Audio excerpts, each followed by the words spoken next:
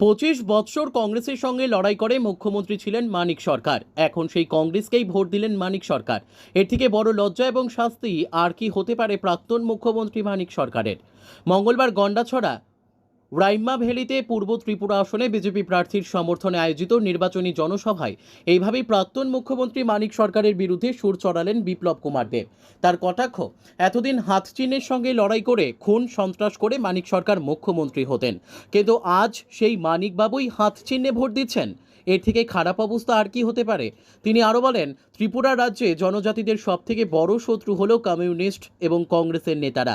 রাজ্যে কংগ্রেসের নেতাদের কারণেই এতদিন ধরে সিপিআইএম রাজ্যে ক্ষমতায় ছিল। কোনো দিনও কংগ্রেস নেতারা গন্ডাছড়া, 18 মোড়া, বড়মোড়াতে আসেনি, জনজাতিদের কোনো খোঁজ খবর নেয়নি। প্রধানমন্ত্রী নরেন্দ্র মোদী জাতি জনজাতিদের উন্নয়নের জন্য কাজ করে যাচ্ছে।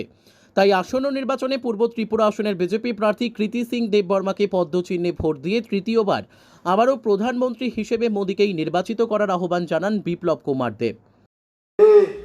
हाथ चिन्ह के साथ लड़ाई कर करके, मर्डर कर करके, रेप कर करके, दंगा करा के मानिक बाबू चीफ मिनिस्टर बनते थे। आज वही मानिक बाबू हाथ चिन्ह में वोट दे, ऐसे बड़ा एर चाहते खराब जीवन और की होते पारे मित्रों।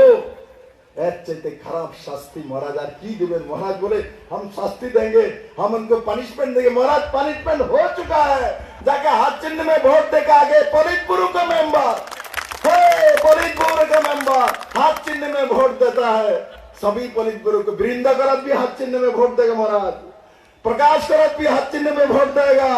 और इसलिए मैं बोल रहा हूँ, गंडाछड़ा का जो भी कम्युनिस्ट में अभी भी रह गए हो मेरे मित्रों, छोड़ दो, इसको डुम्बर में डाल दो और निकल के टिप्रो भारतीय जनता पार्टी आईपीएफटी के साथ मेरे बहन।